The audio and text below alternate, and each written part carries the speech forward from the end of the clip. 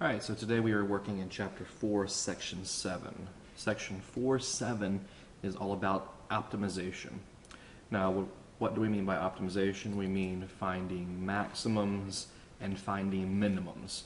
Also, these are all going to be word problems. Now, we have been finding maximums and minimums extrema of functions, but now we're going to work on application problems where the first step is going to be to first read some text and figure out what the functions that what the function is that we're trying to optimize. Okay, so these can be tough. I liken this section to chapter 3 when we did related rates.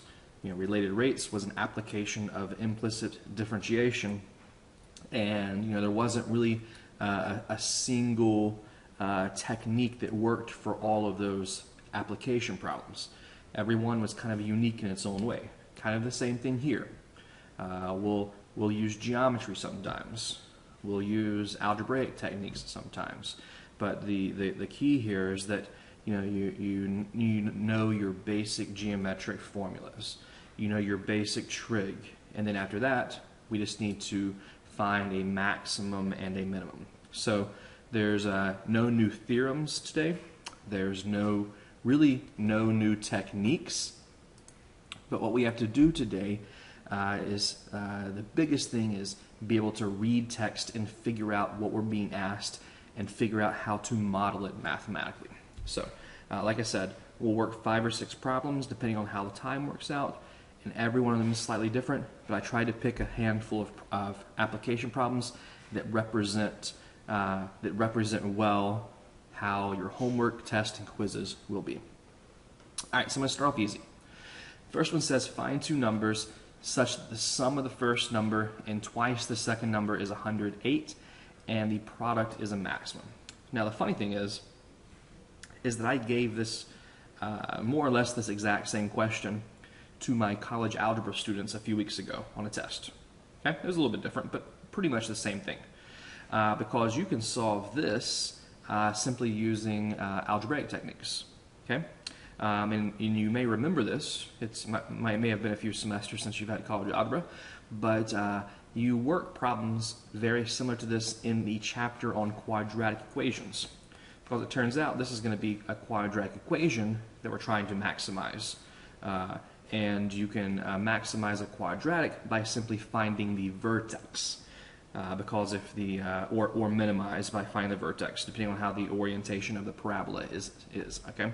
So let's see here. We have two numbers now. We need to introduce variables. So I'll just use x and y. It says the sum of the first number, so x, we'll just say, plus twice the second number, so plus 2y, and it says the sum.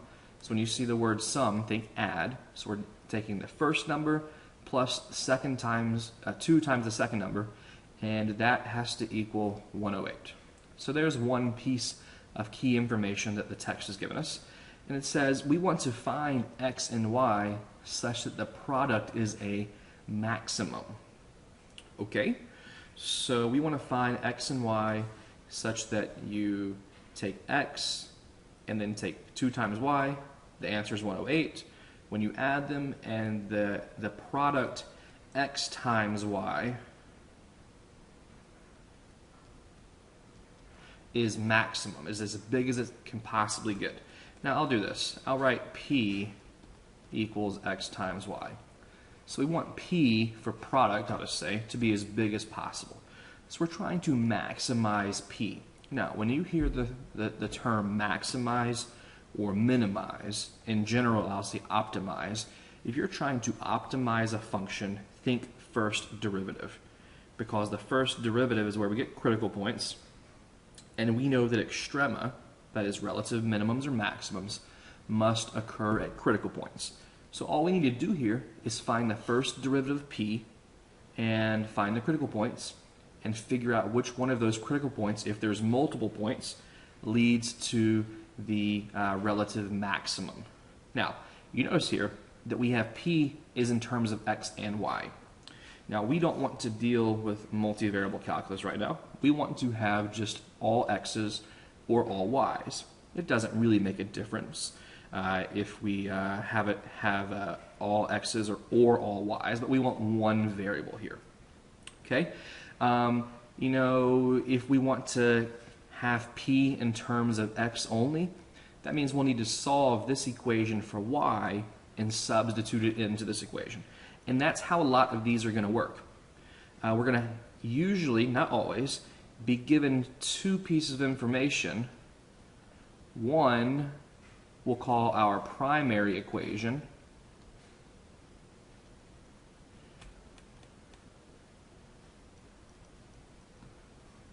This is what we're trying to optimize. Then we'll usually be given some more information, and we'll call that our secondary equation. And that kind of allows us to simplify the primary equation, usually to write it in terms of a single variable. Okay, so let's see what happens here.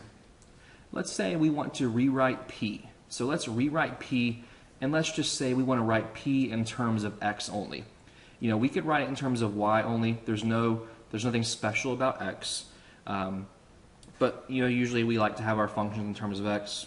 But so I'll just follow that tradition. So if I want to write p in terms of x only, I know it's going to be x times y, but what does y equal? Well, I could say that, let's see, I could solve this equation, the secondary equation for y, and we would say 2y equals 108 minus x, therefore y equals 108 minus x over 2. And now I can make that substitution over here. And now I have p in terms of x only. Okay? Which is what we need, because we don't want to deal with two variables. So now, look, what can I say here? I can simplify this slightly. I'll say that p, okay, if I break this apart and rewrite this, it will be x times, first of all, it'll be, actually, I'll just go ahead and do that so as not to confuse anybody. We can break apart this fraction. We have 108 divided by 2, which is 54. And then we'll have minus x over 2. Okay? So then I can distribute, and I can say p equals 54x minus x squared over 2. So there's p in terms of x only, and pretty, you know, in a form that I like it. You know, this last little step here was just cosmetic, because I know I'm about to take a derivative, and I would like it to be in two distinct terms when I take this derivative. So again, we're trying to optimize p, so we want to find the first derivative, so I'll say p prime for first derivative. So what is the derivative of p with respect to x? Well, that's just 54. The derivative of a linear term turns to a constant. And now here we have x squared over 2, so we're going to have minus 2x over 2, which just leads to x. Now that is p prime, my first derivative. To find a critical point, recall that to find a critical point, we set the first derivative equal to 0.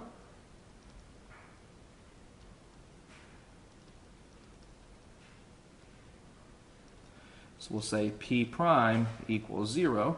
Well, this is going to be a pretty easy equation to solve. 54 minus x equals 0. So 54 equals x. So that is our only critical point. Now, we should probably verify that this is a maximum. Now, you could use the first derivative test or the second derivative test. In fact, I'll prefer to use the second derivative test. You know, we can verify that this is a maximum by looking at p double prime of 54.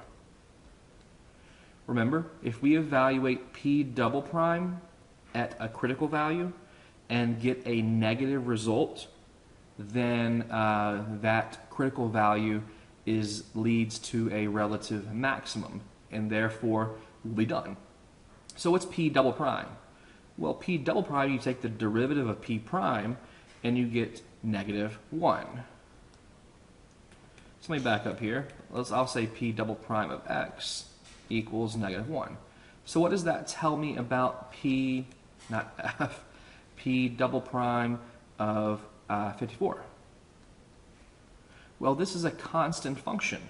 So no matter what x value I plug in, the result is always -1. This is a horizontal line.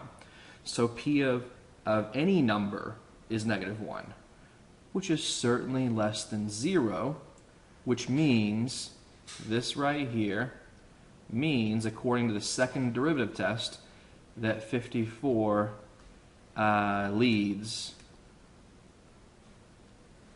to a maximum. Oh, I should say local. So it's the x value of a local maximum, which is exactly what I was looking for. I was looking for a maximum. Now, I'm not done yet, because all I have found is x.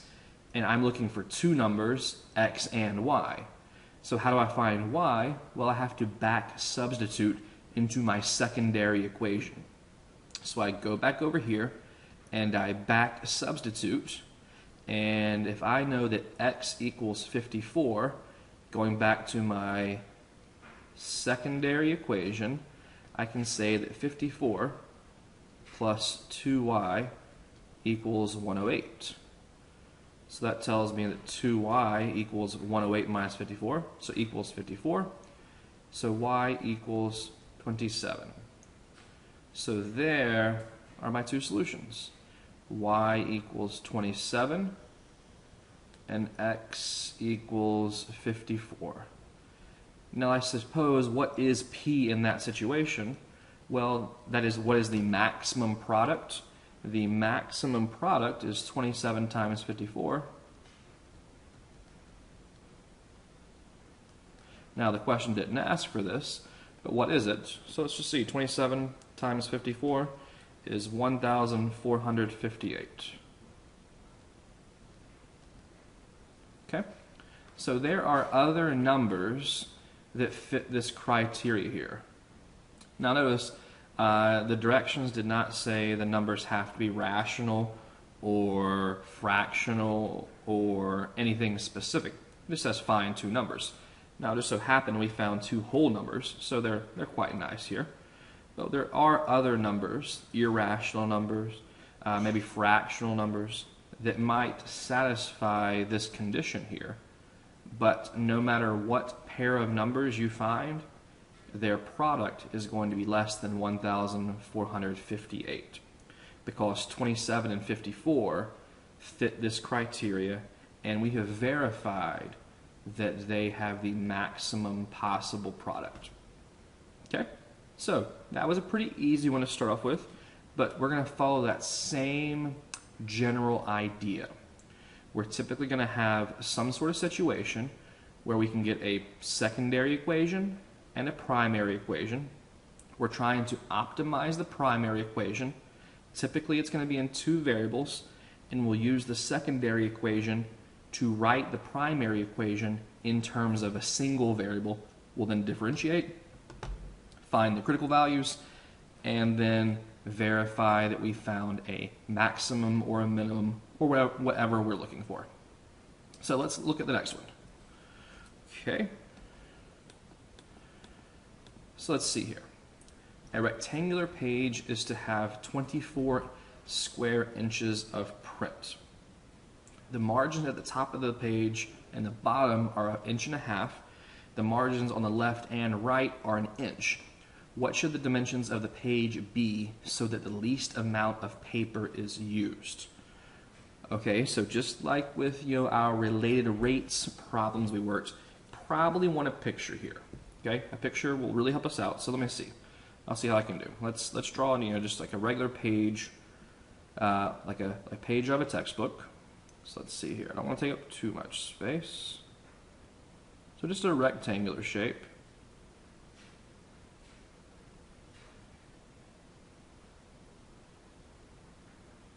Now, it says there's margins of 1 inch on the left and right and 1.5 inches at the top. So let's go like this. So let's say that's an 1.5 inch margin, and then this is an inch, so then like an 1.5 inches, and then like an inch over here. So that's not perfect, but it'll get the job done. So we're going to say this distance here is 1.5.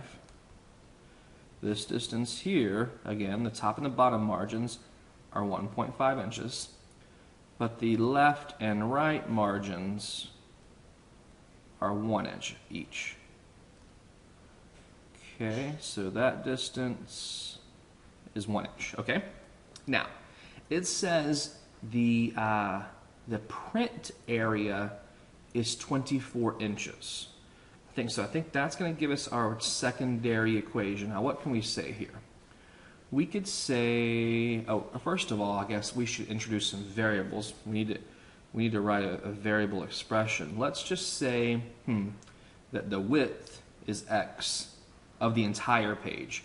So this right here is the width of the entire page, and this right here is the height of the entire page. Now, with a lot of these, there are different ways to work this. And this is just the way I'm going about it here. So if you have a different idea, as long as it's sound mathematically, feel free to try it out. Like I said, there's a good chance that you can solve this in a slightly different way and reach the exact same conclusion. Okay? In fact, there might even be different ways where the arithmetic works out easier.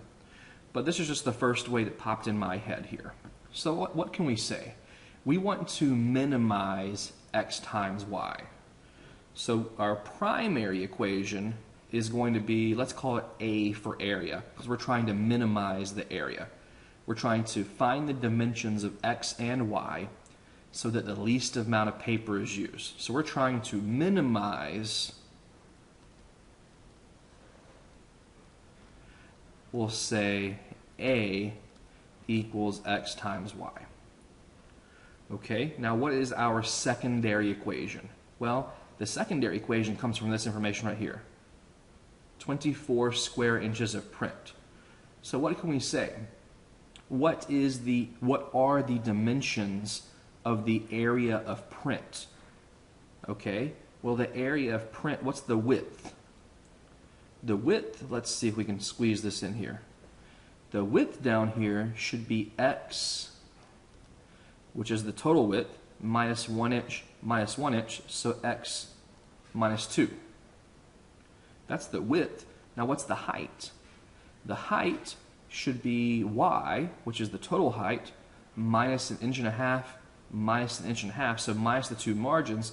So the height of this area of text should be y minus 3. And now what can we say? We could say we have a secondary equation, and that secondary equation is x minus 2 times y minus 3 equals, we know the area is 24. So the area of this inner rectangle is 24. And now we have an equation that we can, with a little bit of work, solve for either x or y. Okay, so let's see here. Again, we call this our secondary equation.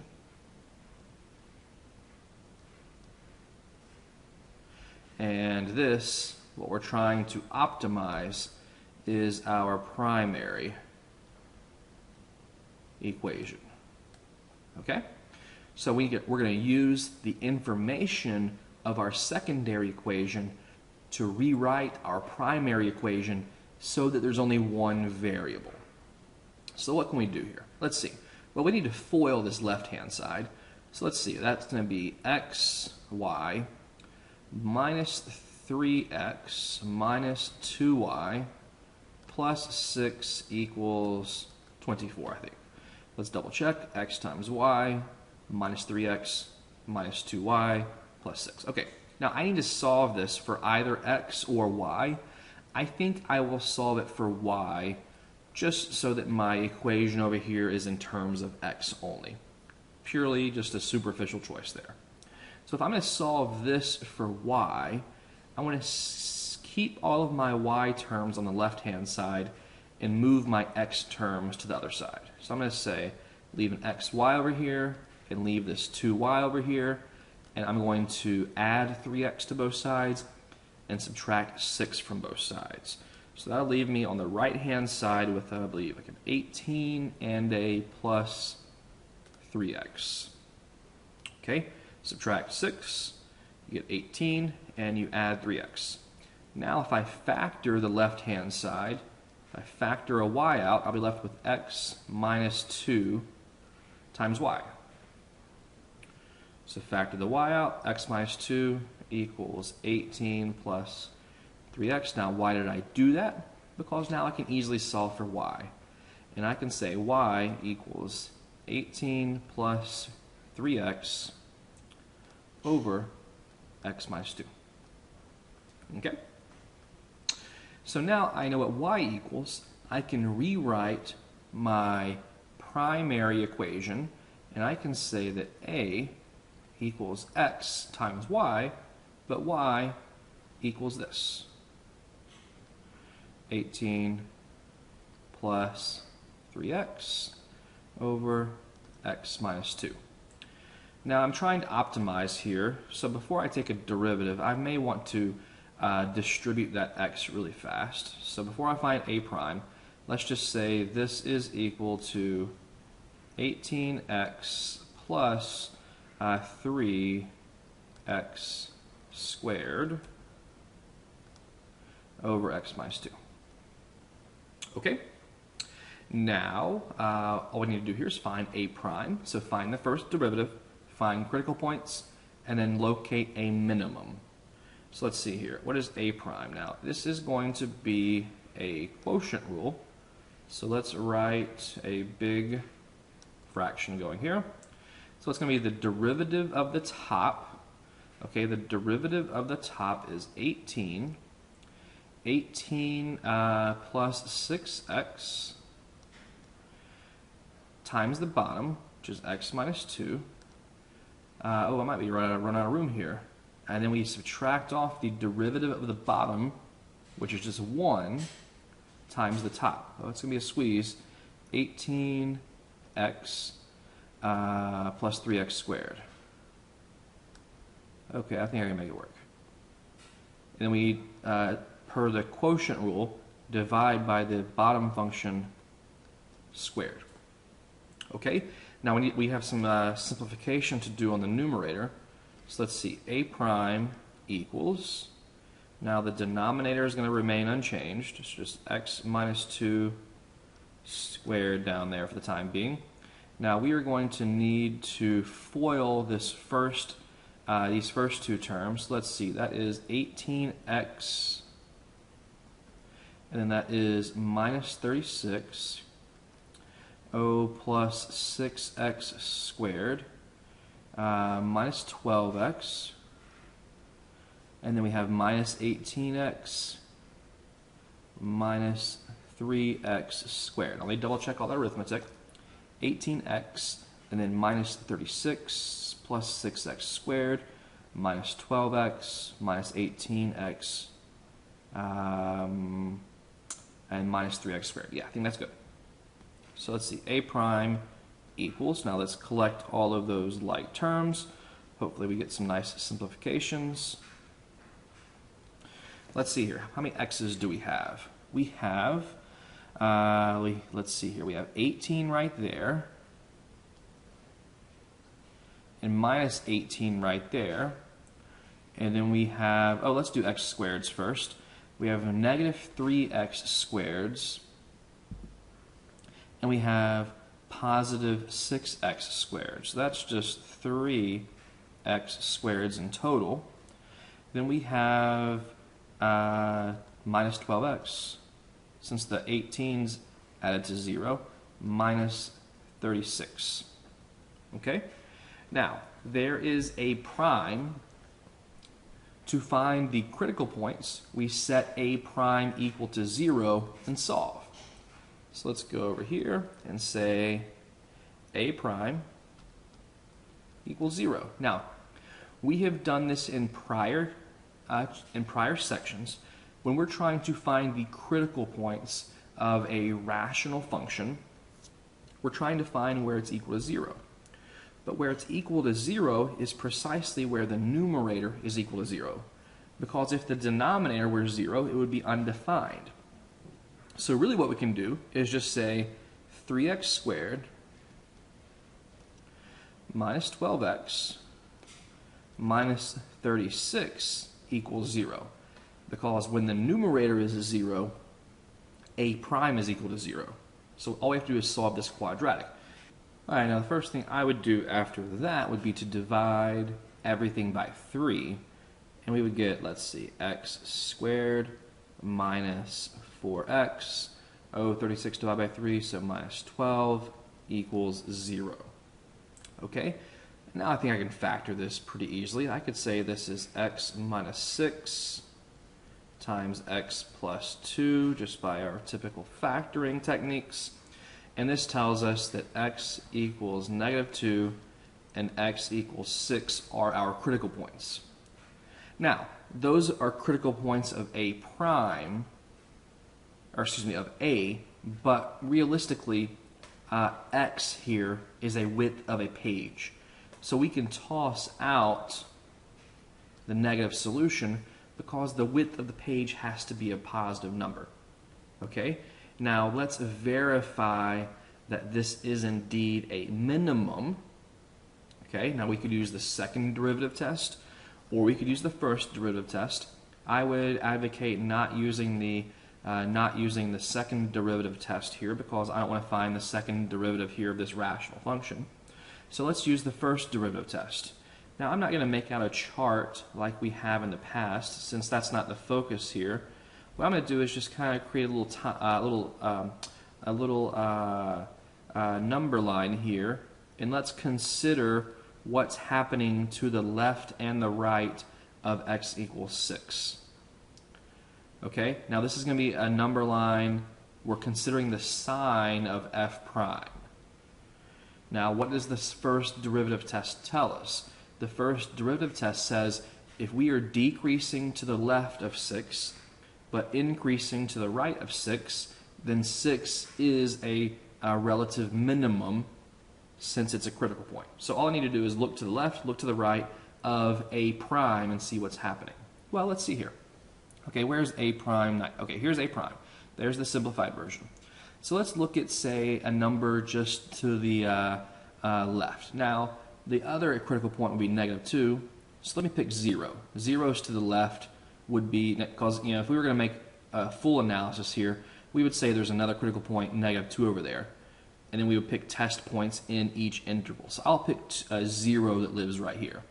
So what happens if we look at 0 when x equals 0 of a prime? So let's see here. We would get negative 36 divided by 4. So that would be a negative solution. So f prime is negative over this interval, which means the original function is decreasing here. And now what about to the right? Let's look at a point, let's just say 7. Okay? Now let's just look at the calculator real fast. If we let x equal 7, so we're going to evaluate a prime of 7, we would have 3 times 49 minus 12 times 7 minus 36. We get positive 27. But the denominator here is always positive because it's a squared term. So we have a positive number divided by a positive number. We're left with a positive number, which means f prime is positive, which means the original function, I should have said a prime there, I apologize. This should be a prime. We don't have any f's here. A prime, okay? So a prime is negative to the left of 6, but positive to the right of 6. That means that the original function a is decreasing here and increasing here, which means by the first derivative test, this is indeed our minimum. So that is the correct solution. Now it turns out if it wasn't the correct solution, then we had made a mistake somewhere because it's the only feasible answer that we achieved. But so x equals 6 is a minimum, but now we're not done yet. We need to find y because we were trying to find the dimensions. So we found one of the dimensions. Now let's find the other. So we have x equals 6.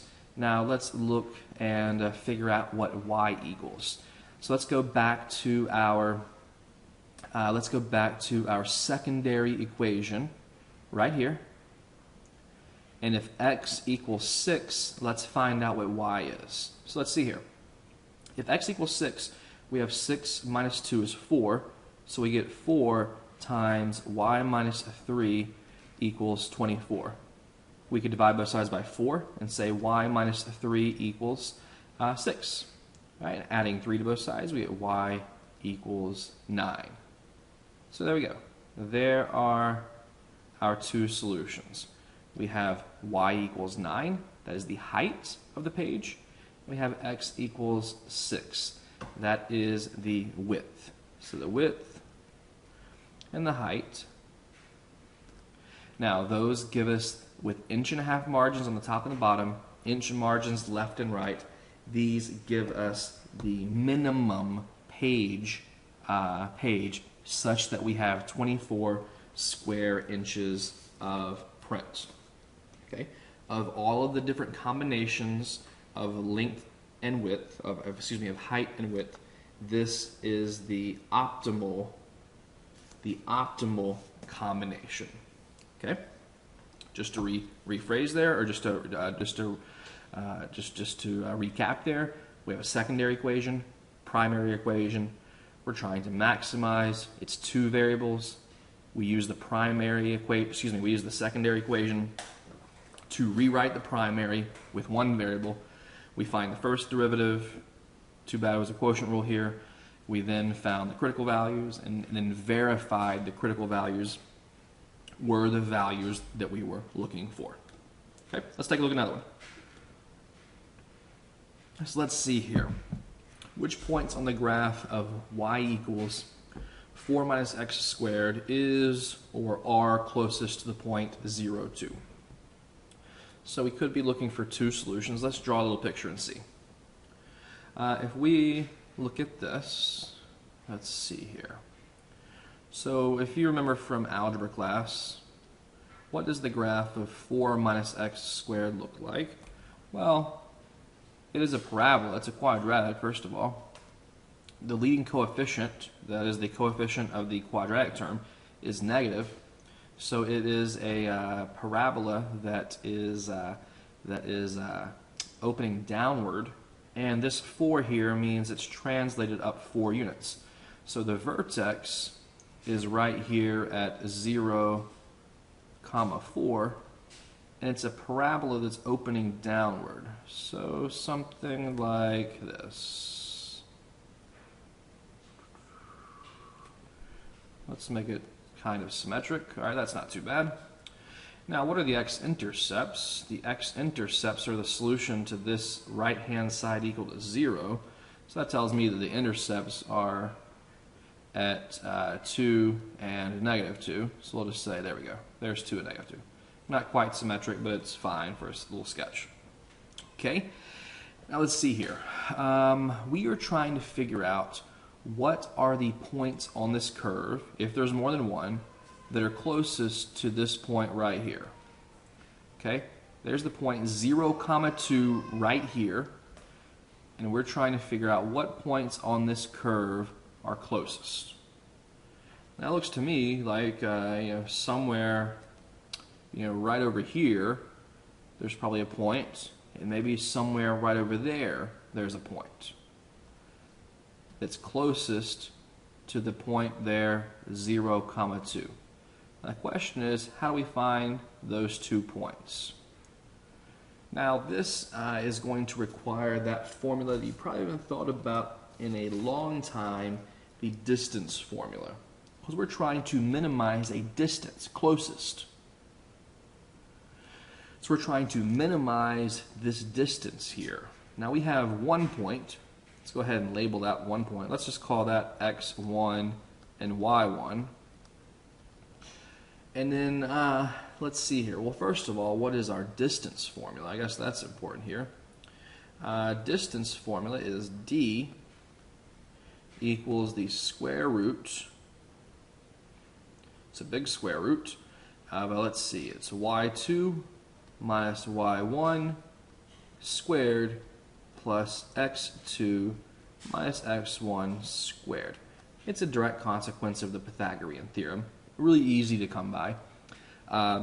Sometimes it's hard to remember it, but it's a very easy proof to show why this is true.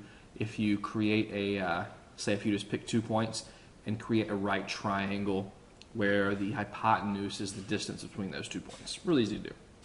Now, here's the thing. So we need to be able to plug in values into this formula, and hopefully so that we only have x's left, not x's and y's. And I think the key here is to realize that we have this point here in the middle, but how do we represent a point on this graph?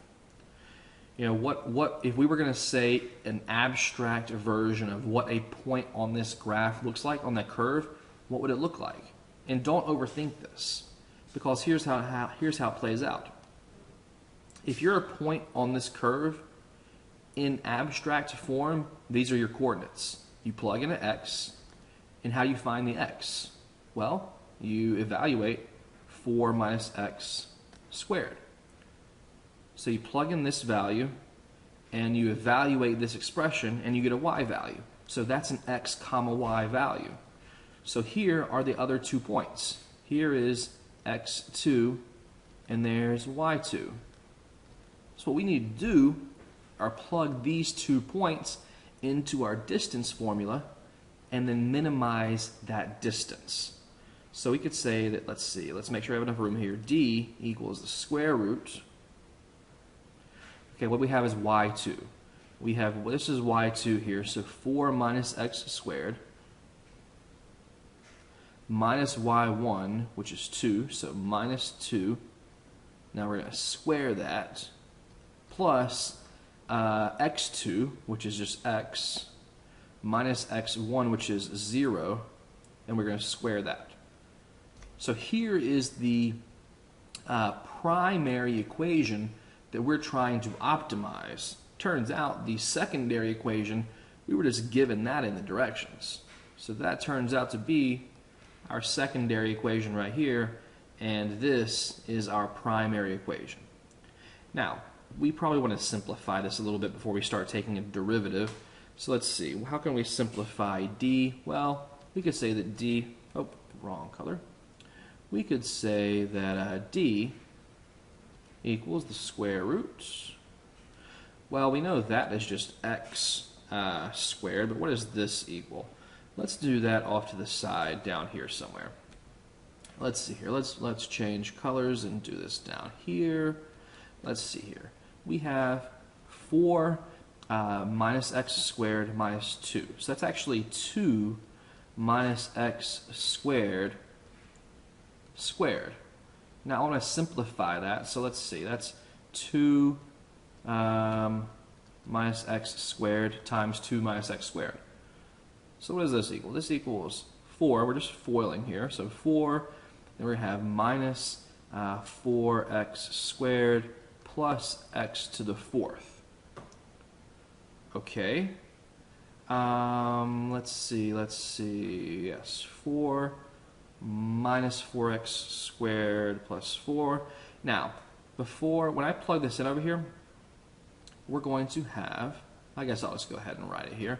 We're going to have 4 minus 4x squared plus x to the 4th minus x squared. So that's just an x squared right there.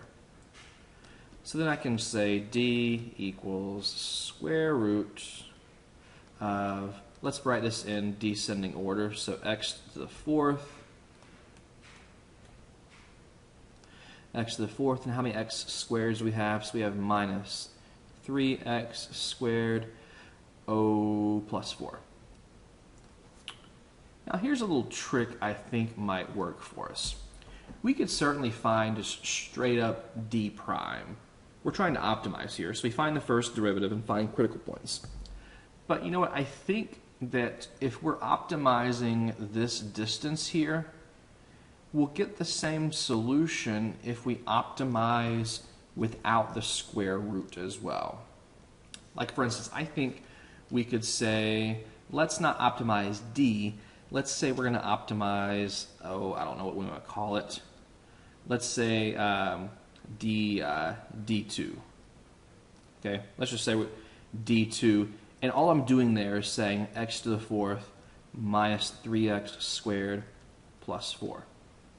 I think this will make it a little bit easier, or I mean, it is going to make it easier, because if we want to find the x value that makes this square root as small as possible, I think it's going to be the same x value that makes this non-square root the smallest, as possible. Okay, so let's see. I think that's true, so let's see what happens. Now let's find D2 prime. Well, this is easy. This is just a polynomial. That's 4x cubed. 4x cubed minus 6x plus 0. Now, if we're trying to find critical points, let's see here. We can find critical points by setting this equal to 0. So let's see here. We could say that 0 equals 4x cubed minus 6x. Now, if we're trying to solve this, we're going to factor the right-hand side. Well, first of all, actually, let's divide everything by 2, and let's get 0 equals 2x cubed minus 3x. 0 equals, let's see, factor out an x, we get 2x squared minus 3. So this tells me that either x equals 0, or this tells me, let's see, that this equals 0. Now, if I want to solve that quadratic equation, the square root property tells me that x would equal plus or minus the square root of 3/2.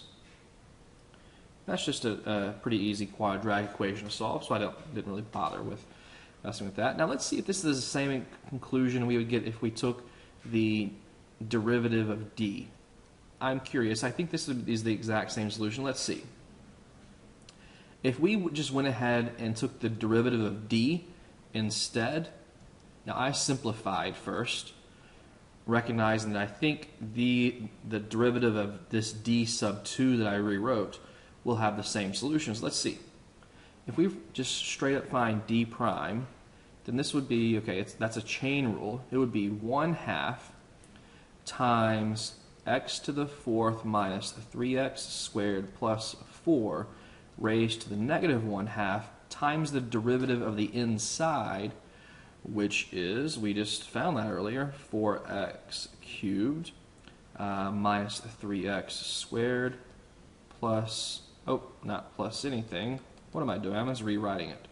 4x cubed, minus, sorry about that, 4x cubed minus 6x. There we go. The derivative of the inside. Now, what does this actually equal? This equals, let's see, if we write this, it would be that negative 1/2 actually kicks it down to the bottom. And so we have the square root of x to the fourth minus 3x squared plus 4. And on the numerator, oh, and there's a 2 down here as well, outside the square root because of the 1/2. Then we have 4x cubed minus 6x. Now, what did we discuss just on our last example? We discussed that when we have a fractional equation we're trying to solve and it's set equal to 0, all you have to do is set the numerator equal to 0 and solve that individually. And look what we did just here. That's exactly what we did over here. We set the we have this. If we set the numerator equal to 0 and solve, that's exactly what we solved earlier. So, you know, it just saved us a few seconds earlier. No big deal if you didn't notice that. Completely fine. You'll get the exact same answers because if we set d prime equal to 0, we'll actually end up solving this exact equation here, and we'll get these exact solutions here. So those are our critical points. Okay? So these are the critical points, and now we want to see which ones are we looking for. Okay, so to figure out which one of those are minimums and which ones are maximums, we'll probably need to, let's see, what can we do? Oh, here's an idea. We can plug into D and see which ones give us a minimum value. So we have three solutions. We have 0, we have positive root 3 over 2, we have negative root 3 over 2. So let's evaluate, let's see over here, let's evaluate D of 0, D of root 3 over 2, and D of negative root 3 over 2. And see which one of those, if not more than one, yields the smallest distance. Now I have a feeling it's going to be these two on the bottom, but you never know. Let's see here. So here, where's D? Here's D right here. So we are looking right here. There's our simplified function for D. And let's plug in as 0 and see what the result is. So if we plug in as 0, well, that's easy. 0 to the 4th power, 0 squared, that's just 0. So you get the square root of 4, you get 2.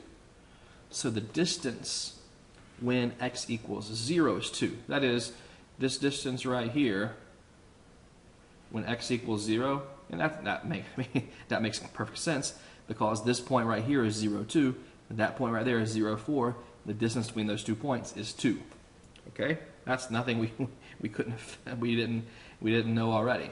But let's see here. What about this? Now I'm going to use a calculator to do this and see what happens. So I'm going to use a calculator real fast. Excuse me, give me just half a second, and we will figure this out.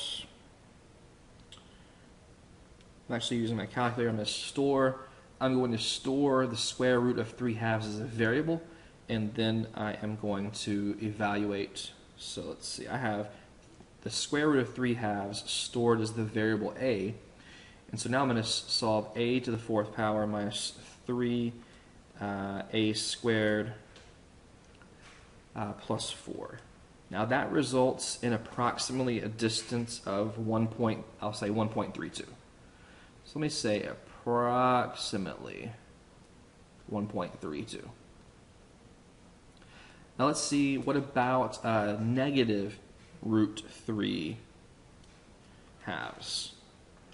Okay, now let's store that in a calculator and do the exact same thing.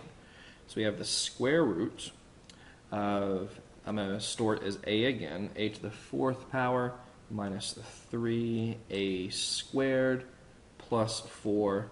And what do you know? I get the exact same answer, approximately 1.32. So of our 3 critical points, which ones yield the smallest distance? It looks like this does. Okay, it looks like the root 3 over 2 and negative root 3 over 2. Those yield the smallest distance. Okay, so as the picture indicates over here, we have 2 values, 2 points on this curve, such that the distance between the points and the point 0, 2 is a minimum. Now, we do need to find the points. We've only found the x values, so we do need to find the y values as well. So let's see here. So we have found half the solution, essentially. We have found that root 3 over 2 comma something is a solution. And we've found that negative root 3 over 2 comma something is a solution. Now what are those somethings? Well, we have to go back to the original equation to figure that out. So if x equals root 3 over 2, well, you have root 3 over 2 squared, and so you have 4 minus this squared, so 4 minus 1.5. 4 minus 1.5 is 4 minus 1.5, so that is 2.5. Okay. Oh, excuse me, 3.5. Sorry, my brain's not working. 2.5, yes. 2.5. So 2.5 is 5 halves. Now what about if you do the same thing with negative root 3 over 2? Well, it turns out if you square this, you get 3 halves, just like we did in the last calculation. So 4 minus 1/2 is 2.5 again, which is 5 halves. So there are the 2 points that we were looking for. Okay. Turns out that the x values aren't too nice to look at, but the y values are rational, so that's good. Okay, so these are the 2 points. This one goes right there, and this one goes right there. Okay, and now I think if you look at a graph, let's see, what is root 3 over 2? Root 3 over 2 is 1.22. So if you were just looking at a graph, and we're looking very closely, you might think that, you can't look at this here because this is just drawn by hand. But, don't be tempted to just look at a graph really fast on your calculator and think, oh, when x equals 1, then the distance is a minimum, and x equals -1, because 1.22 is pretty close to 1. So if you just glance at the graph, you might think that plus and minus 1 is the solution. But it turns out the solution is this irrational number. Also, a word of caution: don't be freaked out if you get solutions that don't look nice. That is, if you get solutions that have square roots in there, irrational numbers. You might get solutions with pi's in them. You might get solutions with square roots in them. Don't necessarily think that because your solution has a root or an irrational number in it that it's wrong. It could be that that's just how the problem works out. Okay, let's look at this one down here now. I think we might have a little bit of trigonometry in this one. So let's see here. This says a trough for holding water is to be formed by taking a piece of sheet metal 60 centimeters wide and folding the 20 centimeters on either end up as shown below. So that we have 60 centimeters. It was laying flat of sheet metal. We bent up 20 centimeters on every side, on both sides that is. Okay, so it looks something like this. This is like a cross section of the trough. It says determine the angle that will maximize the amount of water that the trough can hold. Now, I think we're asking for volume here. Okay, we're asking for the angle theta. I labeled as theta. We're asking for the angle theta such that the volume, the amount of water, is maximized. But I think we can actually simplify this problem a little bit. I don't think we have to necessarily work with volume in 3 dimensions. I think we might be able to get by with working in 2 dimensions, because if you look at the volume of a trough like this, you just find the area of this portion and multiply, imagine you stand it up, and you multiply by the height. That's all you have to do here. So the volume is maximized when this shape right here, the area of it, is maximized. So I think we can work in 2 dimensions here and not worry about working in 3 dimensions. So what we need to do is optimize the area of this figure, okay, that is maximize it, and then the volume will be maximized. And that'll just make a lot of the arithmetic easier. Okay, so let's operate under that assumption, which is a correct assumption, that we can optimize this 2-dimensional shape, which will indeed maximize the 3-dimensional shape. So let's see here. This is what we're working off of. We want to maximize this area, but we want to determine theta, the theta that leads to the optimal shape here. So just imagine this. You could take this theta, and if you increase theta to 90 degrees, the trough would essentially be rectangular. That is, it would go straight up. Or you could make theta smaller, and so you could have like a really shallow but wide trough if theta was really small, or you could have a really tall trough if theta was essentially as big as it could be, which is pi over 2, 9 degrees. So the question is, is it like I drew it here, like about a 45-degree angle? Is that the optimal? Or maybe that's a oh, that's about a 60-degree angle, I guess. Is that the optimal angle, or is it 45 degrees, or is it some other number that I have no idea what it is between 0 and 2 pi? I don't know. Let's see. Now, this is going to involve some trig, it looks like. If you start seeing angles, the word angle, you're probably going to start dealing with trig here. Now, the key here is to optimize the area of this trapezoid. Now, if you don't remember the area formula for a trapezoid, here it is. It's not absolutely necessary here, because you can actually think about this as a rectangle plus two small triangles. But here's the area of a trapezoid. We could say that A equals, okay, the area of a trapezoid, let me make sure I remember this right, is 1/2 height times base 1 plus base 2. I'm pretty sure that's correct. Okay, I'll verify by dividing the same region up into two triangles in a rectangle and make sure we get the same answer. Okay, now, so I could say that, let me change colors here since we're doing this for real now. Let's say that A equals 1/2. Now, what's the height?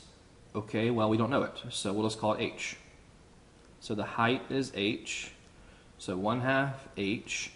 What's base 1? Okay, base 1 is just one of the parallel sides of the trapezoid. So we'll call base 1 20. But base 2 is the other side, the opposite side, the opposite parallel side. So we know that's 20 there, so that's part of the base 2. But we don't know what these little portions are here. Since they're the base of a triangle, let's just call them B. So it would be 20. So base 2 is 20 plus B, so 20 plus 2B.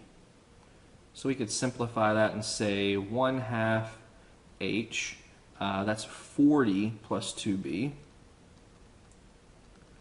Now if we write this, multiply, distribute here, we could say A equals, let's see, 40H divided by 2, so 20H.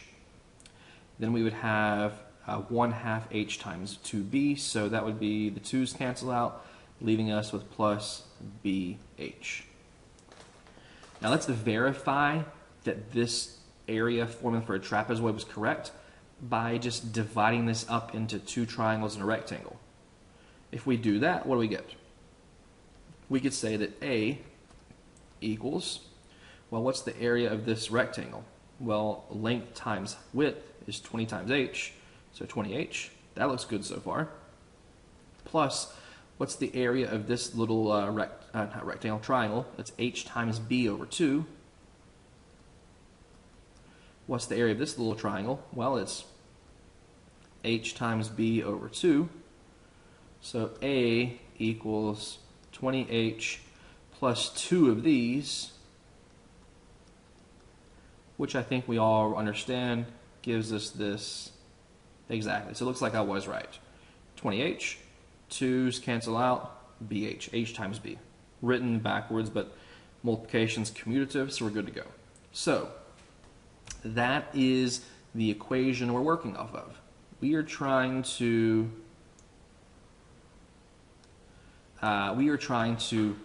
optimize this area. Now here's the problem. Just like in previous exercises, we have B's and H's. Well, here's a further problem. The question doesn't ask us to find the dimensions of this trough. It asks us to find the angle theta. So not only do we have two variables, but neither of them are the variable we're looking for, because we're looking for theta, not height and not B. We had to just introduce B. I mean, height certainly is important here, and we could have asked for height, but that's not how the question was formulated. The question was formulated asking us for theta. So I think that's where a little bit of trig is going to come into place. Let me erase some of this to give myself a little more room. Since we got the same answer twice, let's just back up here, and we are operating from this point. So we don't care about H and B, Well, we care about theta. So how might we rewrite A, that is this area formula, not in terms of H's and B's, but in terms of thetas? Now let's see here. What can we write as far as theta is concerned? Oh, you know what? Here's a little geometric tidbit that you probably have forgotten since you've had geometry at some point. What do we know? Okay, a trapezoid, the top is parallel to the bottom. This line that crosses those two parallel lines, there's a fancy word for that. It's called a transversal. So this line that's kind of going at a diagonal is called transversal. And there's this nice property, if you have long since forgotten, when you have two parallel lines that are cut by a transversal, these opposite interior angles are congruent. So that means if that's theta right there, then that's theta right there. If the same situation over here, if that's theta, then this angle is also theta. Now, let me write that in black so it shows up a little better. That's theta. Oh, it's hard to write that nicely. And that is theta.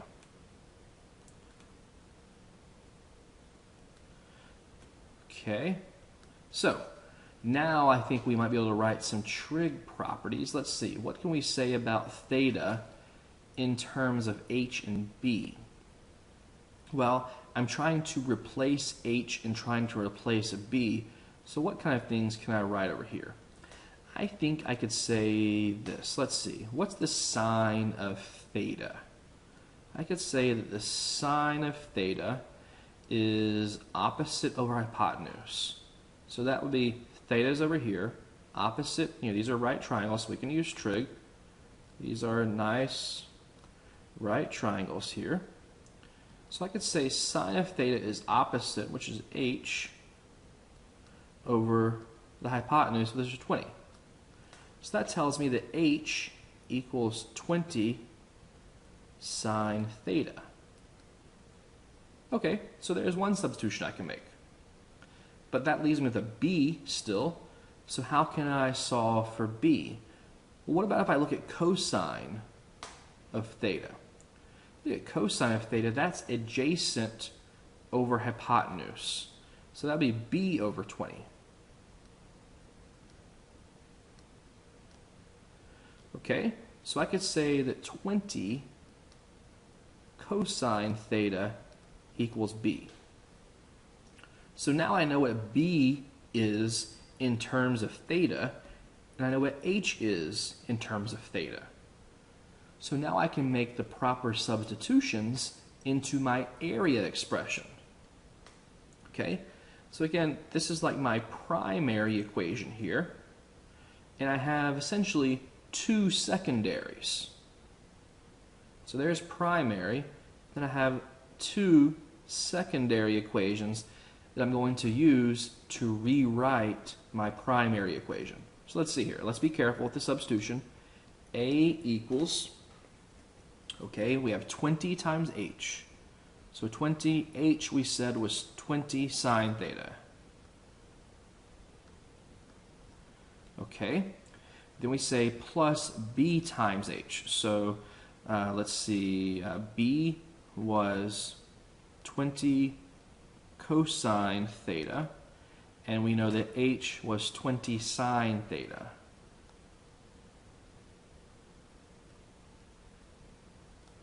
Now let's simplify this a little bit, and we have a equals 20 times 20, so 400 sine theta.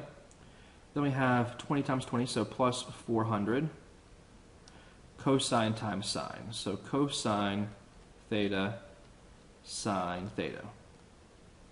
Okay, well, I think that is our simplified primary equation, because now this is going to allow us to differentiate, okay, with respect to theta and solve for an optimal theta.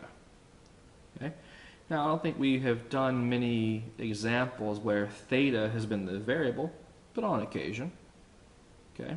Usually we just let the variable, the the angle equal x, but we can take the derivative with respect to theta, just like we can take the derivative with respect to y, or the derivative with respect to t. Theta is just a variable representing an angle. So let's see here. Let's look at a prime. Okay, a prime is going to be, let's switch. Okay, 400 times sine theta, so that changes to 400 cosine theta. The derivative of sine is cosine, and we have the constant multiple rule, allows us to factor out the 400 before we take the derivative. Now we have a product rule over here. Let me factor out the 400 and then take the product rule derivative. Now the product rule says you take the derivative of the first function and multiply by the second function. So the derivative of cosine is negative sine times the first function, you get negative sine squared theta, plus the derivative of the second function, which is the derivative of sine is cosine, times the first function, which is cosine again, so you get cosine squared theta. Okay? So there is our derivative. It's nice that we didn't have any chain rule to worry about. All of the arguments, there wasn't any function composition here, so that was nice. But now we have the task of setting this equal to 0 and solving. So if we want to set a prime equal to 0 to find the critical points, well, we have, let's see here, 400 cosine theta plus 400, I'll say cosine squared theta minus sine squared theta. Now here is the problem. That's equal to 0 we're trying to solve. Now when we're trying to solve trig equations, we really don't usually want to deal with them with two different trig functions, if at all possible. We usually want to rewrite them such that we only have cosines, or we only have sines, or if we can combine cosines and sines somehow to only have tangents. It's typically harder to solve by hand if you have a mixture of sines and cosines. So I want to, and here's my hint, I think. My hint is that I have a single cosine over here. And there's no way to really rewrite that via an identity. If you just have cosine theta times 400, there's nothing that's readily able to change that to help me out. But I think this over here rings a bell. Cosine squared minus sine squared. Now, where might you have seen cosine squared minus sine squared before? And here's what rings a bell for me. What rings a bell for me is this. I know that from the double angle formula, let's just write this over here to the side. I know that cosine of 2 times u equals cosine squared u minus sine squared u. Okay? That's just the double angle identity. Those things that should be back in your head somewhere from trig class that pop up fairly often in calculus. Not every day, but every week for sure. Okay? So we have this double angle formula. Now, I know that I can change this to this, but I'm not sure that helps me a ton immediately. There's another way we can rewrite this. Okay? And here it is. It's 2 cosine squared theta, or I'll say u, minus 1. These are all true for the double angle cosine situation. So I can replace cosine squared minus sine squared with 2 cosine squared minus 1. That way I'll be left with no double angles, because I usually don't want double angles mixed, or I don't want a double angle mixed with a regular angle, and I don't want sines and cosines mixed together typically. So if I use this substitution, that gets rid of the double angle and it gets rid of the sines. So I'll be left with this. 400 cosine theta plus 400 2 cosine squared theta minus 1 equals 0. And now all I have left is cosines and cosines of theta, not 2 theta. Now I think I'm in business. Okay, let's divide both sides by 400. That will leave me with cosine theta plus 2 cosine squared theta minus 1 equals 0. Now, that might look not much better to you, but I promise it is a little better, and I'm almost out of room here. So let's see. There's a preview of the next problem. Let me actually rewrite that, okay? Let me back up a little bit. Let's rewrite that with that. Sorry about that. Let's rewrite that where the cosine squared is first, then the cosine to the single power, then the 1. So again, just saying 2 cosine squared theta plus cosine theta minus 1. I just rewrote it in a different order. Now, this is one situation that most people don't like to deal with, but we can factor this left-hand side, I think. Just imagine the cosine squareds and the cosine. Just imagine that's an x squared and x. How would you factor this? Okay, now, actually, I'll just do that off to the side. Imagine we had not cosines, but imagine we had 2x squared plus x minus 1 equals 0. And you were trying to solve for x. Well, you could factor this, or you could use the quadratic formula, but let's just factor it. It's going to factor like 2x and an x. Now, I think it's going to be minus 1 and plus 1, right? Because if we FOIL this, we would get 2x squared. Oh, I have that backwards. Good thing I was checking myself. A plus 1 right there and a minus 1 there.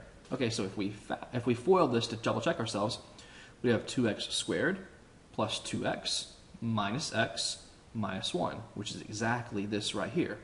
So let's factor this, except instead of x's, we have cosine thetas. So this factors as 2 cosine theta minus 1 times cosine theta plus 1. And now we can use the zero factor theorem just like we could use the zero factor theorem here. So we could say this tells us that either 2x minus 1 equals 0, that is either x equals 1/2, or x equals -1. We can do the exact same thing over here, except instead of x's, we have cosine thetas. So we could say cosine theta equals 1/2, or cosine theta equals -1. So the solutions here will be our critical points. Again, it's been a little while, but we are trying to solve a prime equal to 0 to find critical points. Now, what are the solutions here? So let's say right here, what are the solutions to this right here? Well, okay, let's start here. Where is cosine -1? Well, cosine is -1 at pi, or proper increments of pi. So pi, plus 2 pi k. Okay? But here's the thing. Let's think about this. Okay, let's back up. So theta equals pi. Let's think about this. We talked about earlier, if you start making theta bigger, when you get to pi over 2, 90 degrees, I think that's as tall as we need to go. Because if we start going beyond 2 pi, beyond 90 degrees, the trough will start to close in on itself. And I don't think that makes any sense. So I think the biggest that theta could get is pi over 2. because if it starts to go above pi over 2, like I said, it wouldn't make any sense to make it the theta over here and make that the side of the trough, because eventually the trough would close in on itself and wouldn't be a trough at all.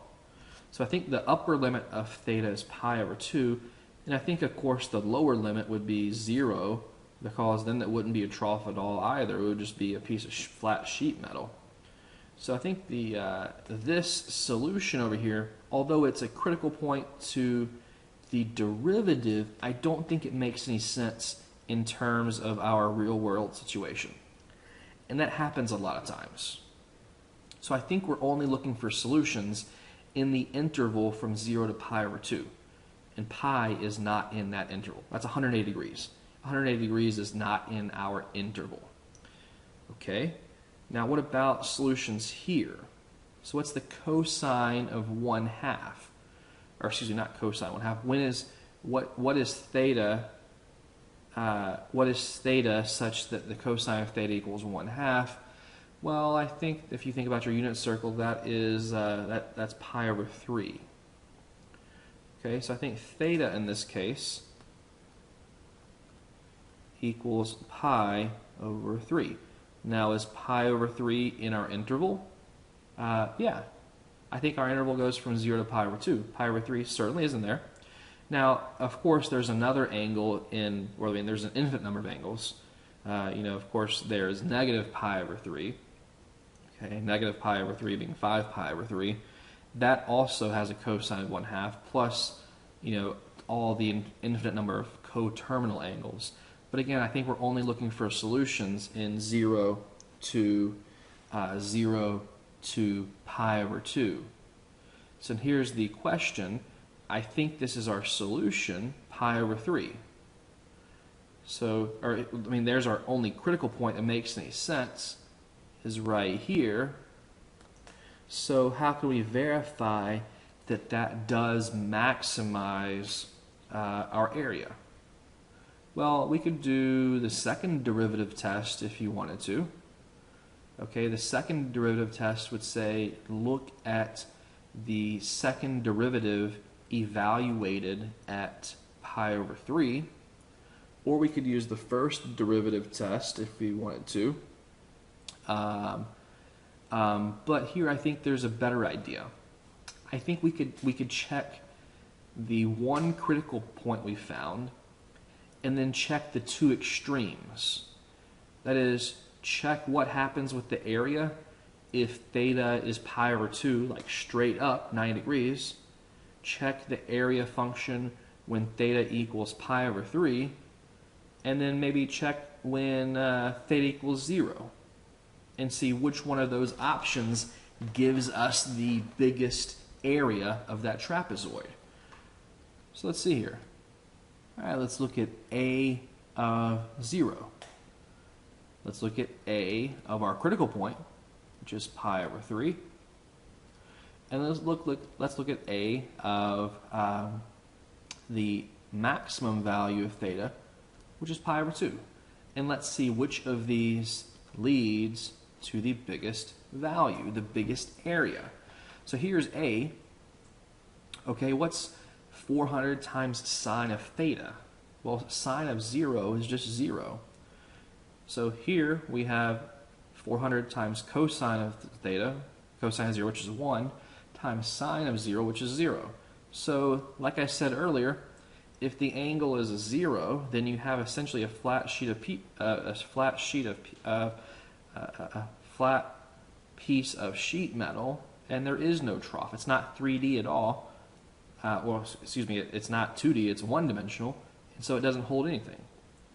At pi over 3, what do we get? Okay, well, we get sine of pi over 3. Okay, sine of pi over 3 is root 3 over 2. Let's just use our calculator to do this. So it's root 3 over 2. So 400 times root 3 over 2. And we have plus 400 times sine of pi over 3 and cosine of pi over 3. So cosine of pi over 3 is 1/2, so times 0.5 times root 3 over 2. And I get, if I did this correctly in my calculator, about 519.6. We'll say approximately, because I did round there. Now let's look at pi over 2. If I look at 400 times sine of pi over 2, well, the sine of pi over 2 is just 1. So it's 1 times 400, you just get 400. But cosine of pi over 2 is 0. So you'd have 400 times 0 times 1, so you just get 400 here. So it looks like that solution, my only critical point, ended up being the correct solution. So that is theta does equal pi over 3. And there we go. Okay. A lot of times you do, depending on the situation, you do want to evaluate kind of like the extreme possibilities. That is, the end points of your interval, essentially. Like what's the biggest theta could be? In this case, pi over 2. What's the smallest, theoretically? It could be 0. But it turns out the optimal value of theta is pi over 3. Okay, so there's a nice trig example for us. So we'll have a mixture of trig, geometry, algebra, a good mix of things like that. And just like with related rates, there's not any one magic bullet that allows you to solve these. Okay, there's a lot of different type situations, and you have to evaluate each situation on its own to figure out what's going on. All right, let's see what the next one is. An offshore oil well is 2 kilometers off the coast. The refinery is 4 kilometers down the coast. Constructing an oil pipeline in the ocean is twice as expensive as constructing oil pipelines on land. Sorry for the typo. What path should the pipeline follow in order to minimize construction costs? So here we are minimizing, not maximizing. We want to figure out how to find the minimal cost with these few parameters. Now let's draw some pictures to figure out what's going on here. All right, let's see here. So we have some sort of oil well out in the ocean. Let's just say there's a well. And let's say we have land over here. That's the shoreline. Now let's just make this blue. This is ocean over here. Now we are told that it is 2 kilometers to the shoreline. And we are also told that the refinery is 4 kilometers down the coast. It's like over here somewhere we have a refinery, but this distance is 4 kilometers. So let's just say this distance right here is 4 kilometers. Now here's the thing. It's twice as expensive to make the pipeline go through the ocean. Now, there's no option. You have to construct some pipeline through the ocean because you're over here in the ocean to start with. So the shortest amount of pipeline in the ocean would be going straight to the shoreline, so that's 2 kilometers, and then going the rest of the way on land. Okay? That would be a pretty long distance, I think, but that would be the shortest distance on through the ocean. On the other hand, the shortest distance between the oil well and the refinery is this straight line right here. But the problem is that's entirely through the ocean. So that would be really expensive. So the question is there a optimal route, let's say, where it's part of the way through the ocean and then part of the way on land? And if so, where is that point there in the middle? how far down the shore should that point be? And that's the question. You know, is it more cost effective to go completely through the ocean? Or is it more cost effective to go some combination of ocean and land? Or is the best option to go as short of a distance in the ocean and the rest of the distance on land? Okay, so let's see. Let's figure out a way to model this situation. We know, let's think about triangles here. We can think about this as a right triangle. Okay, this is a right triangle here. Now, we know this entire distance is 4 kilometers, but let's say instead of thinking about that entire distance as 4 kilometers, what if we divide it up? Let's say, and this is a common situation we have, like let's say that distance of this triangle right here is x. And this is a common thing when you're dealing with triangles and distances in these type of optimization problems. So if the entire distance of the shoreline here is is 4, but we say let this little distance here be x, then this distance over here has to be 4 minus x. Because x plus 4 minus x is 4. That's the entire thing. Okay? So now let's figure out, now let me erase this since I need to label that side of the triangle. I'll relabel the ocean over here. Again, this is all ocean. But I think we could write an algebraic expression that represents this distance plus this distance. Okay? We're going to go some distance over the ocean and some distance over land. Let's write an algebraic expression for distance. Okay?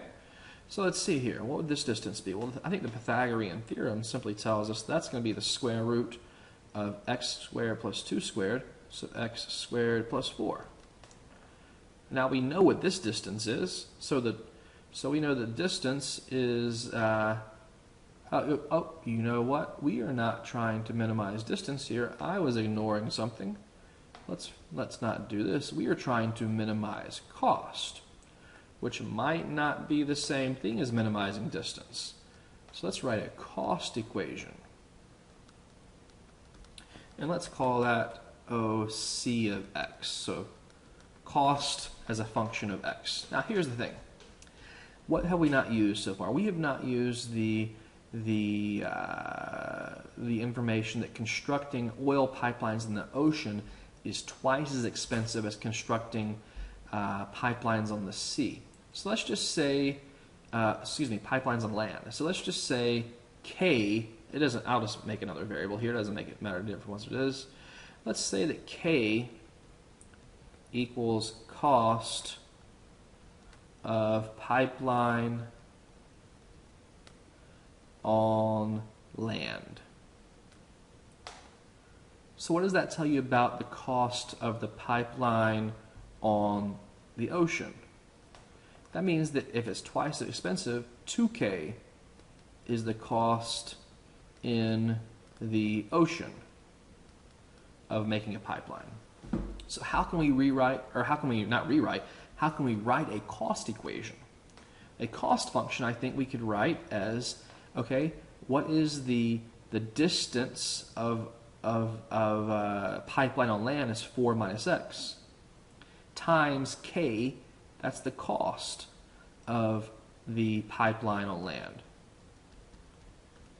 So let's say it's $5 per mile, so 5 times, it's kilometers, so let's say it's $5 per kilometer, well it would be 5 times this many kilometers. And then let's do the same thing for the part in the ocean. The cost is 2K though, times the distance, which is the square root of x squared plus 4. So I think this is our cost equation.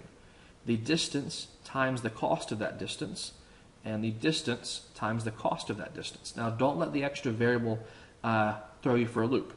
That's a constant. Okay? We can treat it like a constant when we take the derivatives, because when we take in the next step here is to find the critical points. And in each of the prior examples, we always rewrote the primary equation such that we only had one variable. But just recall, k is not a variable, k is a constant. So don't let that worry you. So let's see, c prime of x, now we're trying to find critical points, so find the derivative. Okay, we can essentially factor this k out, since it's a constant, and take the derivative of this term. So what's the derivative of 4 minus x? It's just negative x. Excuse me, it's just negative 1. So negative 1 times k is just negative k. Plus, okay, what's the derivative of this term? Again, 2k, k is a constant, so 2k is a constant.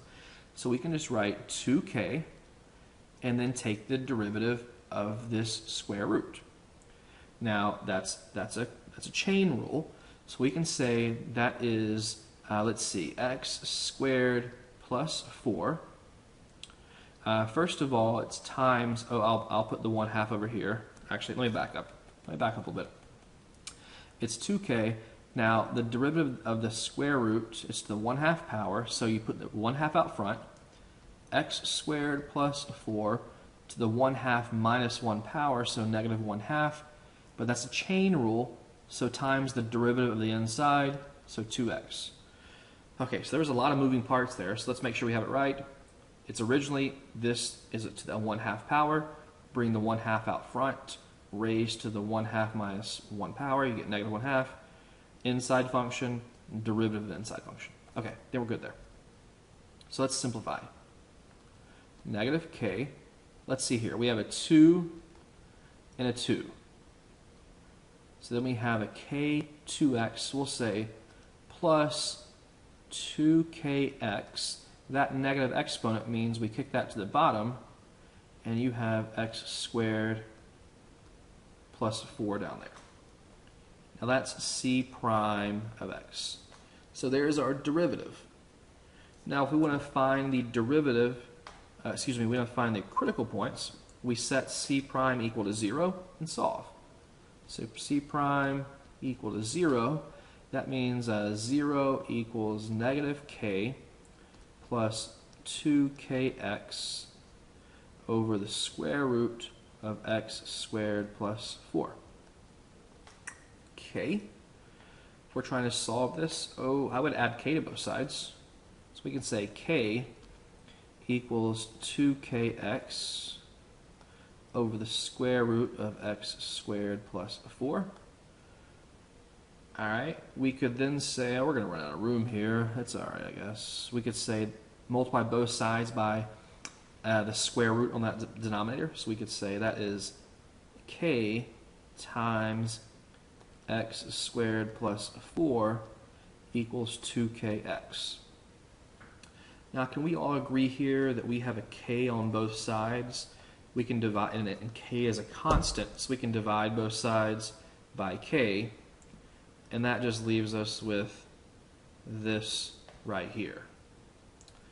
And now to solve that, we square both sides. X squared plus 4 equals 4x squared. And now we finally have a nice quadratic to solve.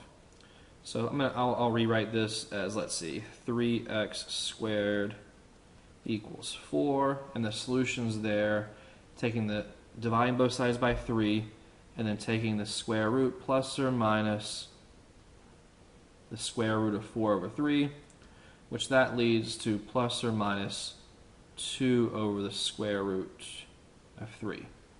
Now, remember, what is x here? X is a distance. So the negative solution doesn't make any sense in this context.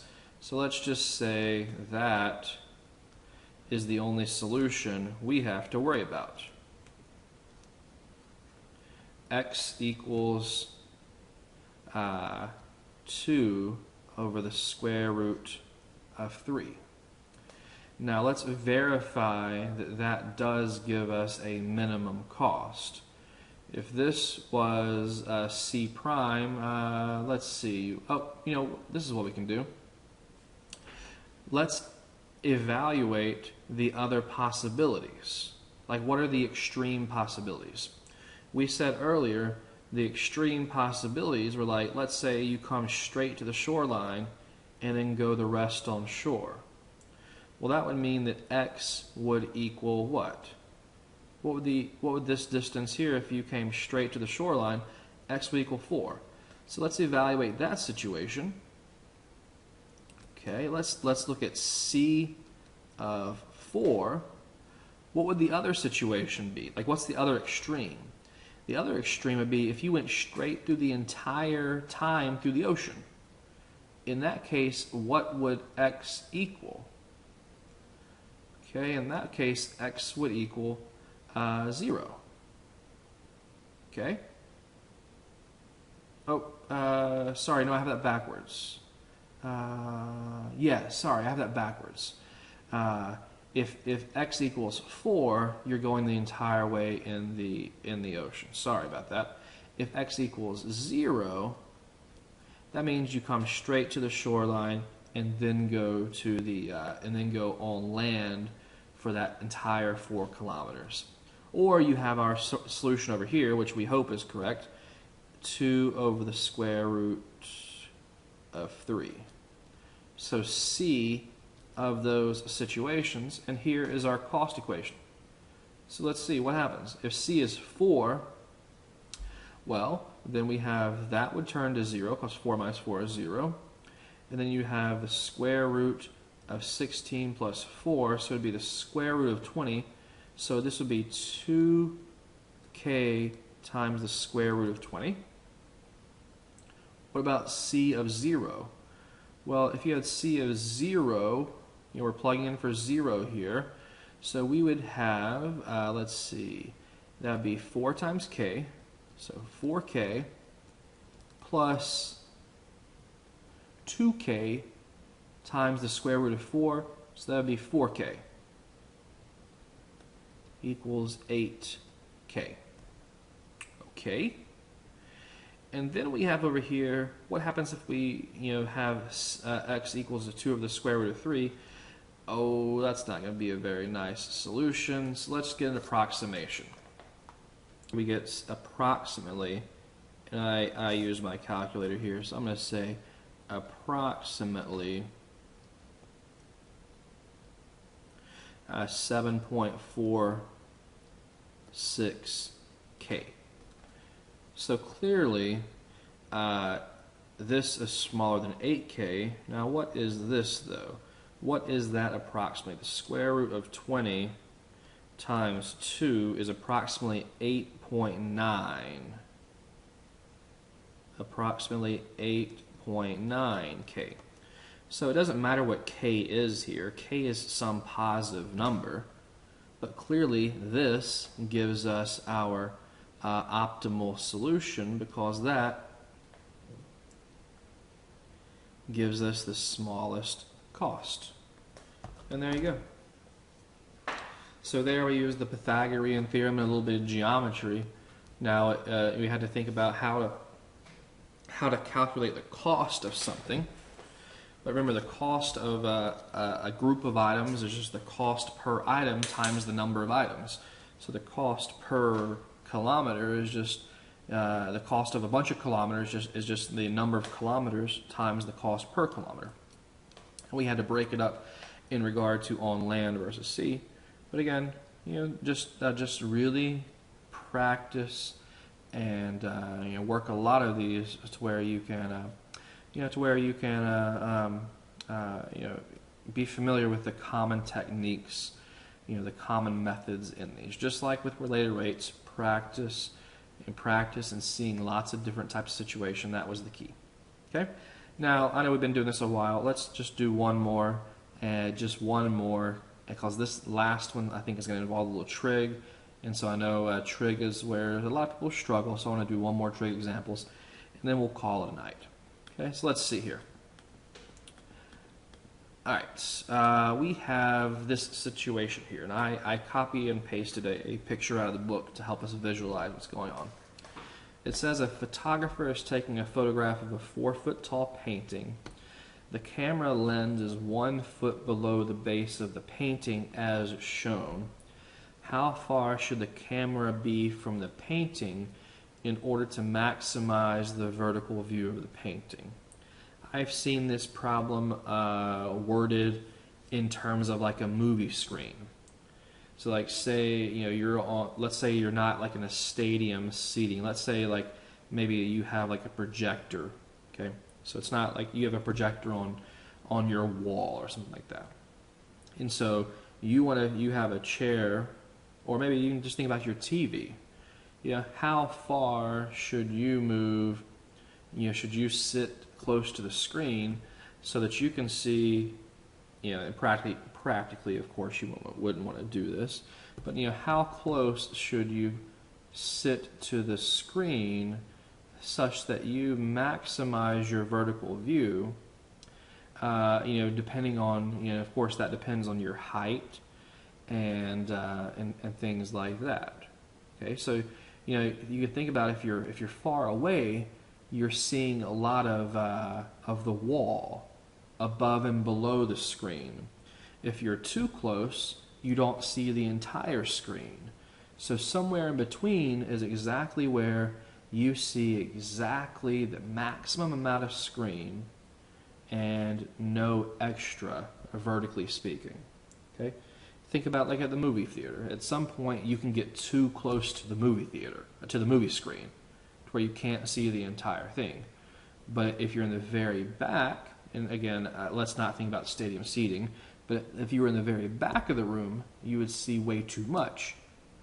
But somewhere in between, in the middle, there's a sweet spot where you see the entire vertical height and nothing extra. And that's what we're asking for here. The first time I saw a question like this years ago, it really confused the heck out of me. But then I had to think like in terms of like of a TV or of a theater screen, and it made more sense to me. Okay, so let's see here. We have, and I include this picture here, so we have a nice labeled picture already. We are trying to find x such that this angle beta is maximized. Okay, so we have theta is this entire angle, alpha is the little angle, and beta is the bigger angle. So we say that theta equals alpha plus beta. Let's just write that down to start with, I guess. So let's say that theta, you know what? I'll write that a different way. Since we're trying to maximize beta, let's just say that beta equals what? It's theta minus alpha. Okay? So beta equals theta minus alpha, because we're trying to maximize beta. So I'm going to write it in terms, solve for beta. But here's the thing. I'm trying to solve for x, kind of like that last example we worked out, or not 2 examples ago, where we got an expression for the area of that trapezoid, but it was in terms of b's and h's, but we weren't trying to solve for b or h. We were trying to solve for theta. Here we have what we're trying to maximize in terms of these 2 angles, but that's not what we're looking for. We're looking for the distance x. How far away from the painting should we be? So we need to figure out a way to write beta in terms of x. And here's, I think, is the key here, is using trig. Let's see, what can we say about x, theta, and alpha? Now, I think we could say this. We could say that tangent of, let's just do alpha first. Tangent of alpha equals what?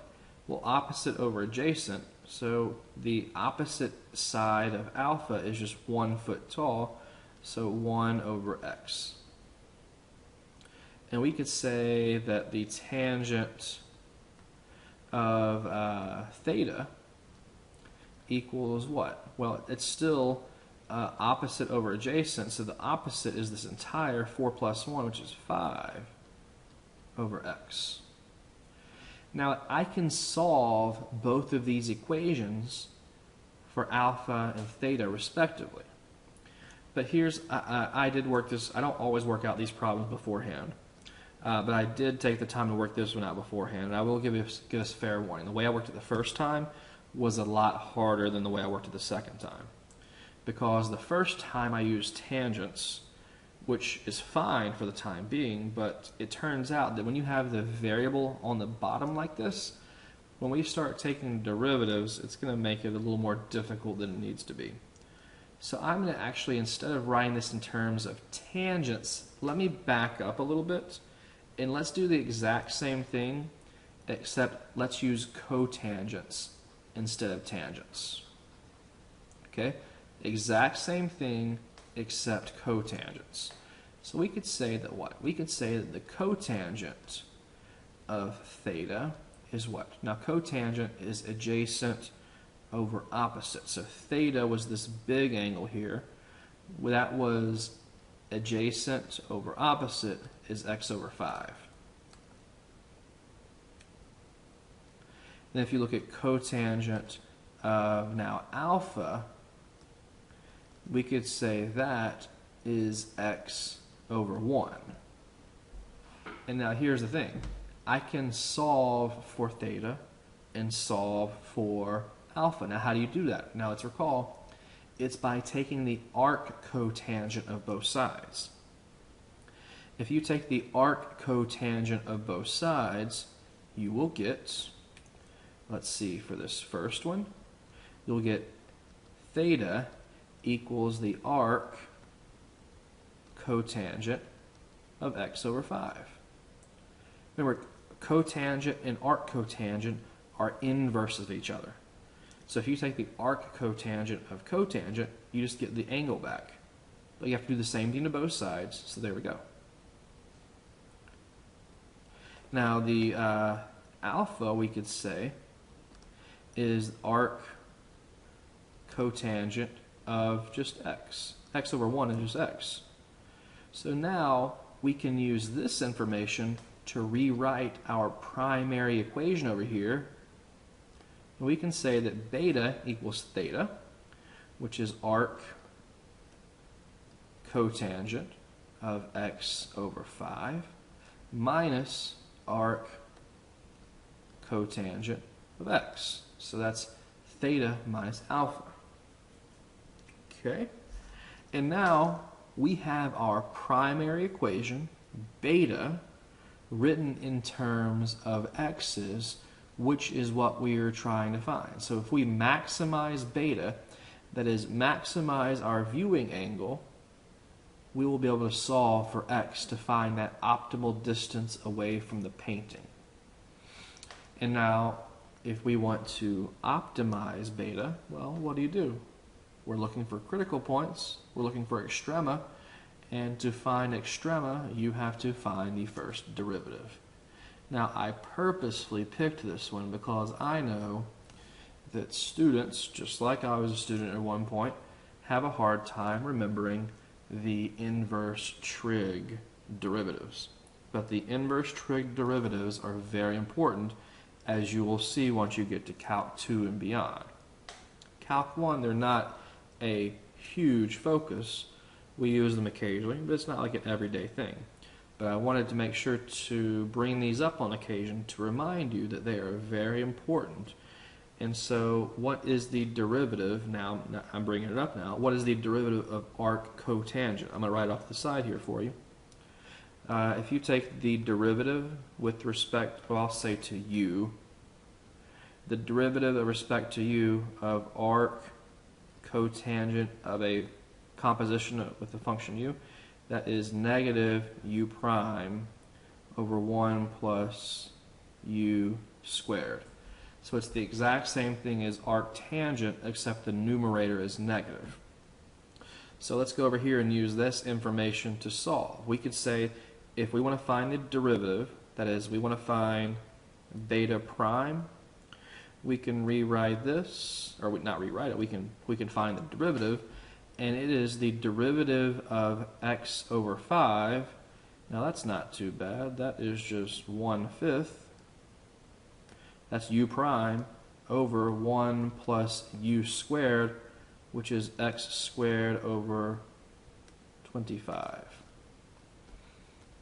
Now that right there, that's nice because it's not a composition.